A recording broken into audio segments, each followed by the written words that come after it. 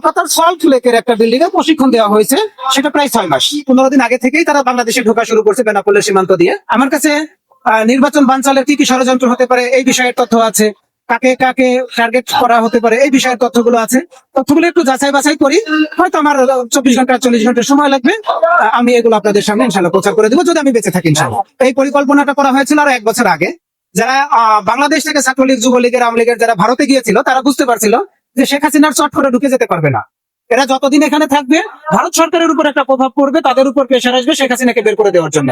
আর শেখ হাসিনা আন্তর্জাতিক ভাবে এমন ভাবে মারা খাইছে ডক্টর মোহাম্মদ ইউনূসের মেধার কাছে, যে উনি আন্তর্জাতিক ভাবে কোথাও আর পা দাঁড় করাইতে পারবেন না, সপ্তাহে দাঁড়াতে পারবেন। এই জন্য তাদেরকে কলকাতার সল্ট লেকের একটা বিল্ডিং এ প্রশিক্ষণ দেওয়া হয়েছে, সেটা প্রায় 6 মাস। আর এর পরিমাণ কিন্তু একেবারে কম না, 25,000-এর উপরে। তারা এখনের এই সময়ে নির্বাচনের 15 দিন আগে থেকেই তারা বাংলাদেশে ঢোকা শুরু করছে বেনাপোলের সীমান্ত দিয়ে। এবং তারা এখন পর্যন্ত গোপালগঞ্জের সাবেক ডিআইজি মিজানুর রহমান, যাকে খুলনার ভূমিদস্যু বলা হতো, ওনার একটা রাইস মিল আছে, সেটা হচ্ছে টুঙ্গিপাড়াতে। ওনার রাইস মিলে রাত্রে যাপন করে। রাইস মিলের পিছনে একটা ঘের আছে, ওখানে তারা তাদের প্রশিক্ষণ গুলো রিপিট করে। ভারতের না, এরা আমলিগ ছাত্রলীগেরই, কিন্তু ভারতে বসে প্রশিক্ষণ দেওয়া হয়েছে। হুমকি তো যথেষ্ট আছে। দেখেন, আমি তো পরিবার নিয়ে গত 6 মাস ধরে পালাই বেড়াচ্ছি, মানে আমারও তো পরিবার আছে। আমি যতই রাজপথে থাকি, আমার পিছনে কিন্তু একটা পরিবার আছে। আমি আমার পরিবারকে প্রতি মানে যতবার হুমকি আসে, আমি ততবার আমার পরিবারকে নিয়ে এক একটা জায়গায় ট্রান্সফার হয়ে যায়। কারণ আমি তো আর ভিআইপি না, এত বড় রাজনৈতিক ব্যক্তিত্ব না, কিংবা এত বড় মিডিয়া ব্যক্তিত্ব না যে আমাকে কেউ প্রোটেক্ট করবে। আমি চেষ্টা করি, আল্লাহ যদি আমাকে সহযোগিতা করে, আমার যতটুকু মেধা আছে, আমার যতটুকু সাহস আছে, সেটা দিয়ে নিজেকে রক্ষা করার জন্য।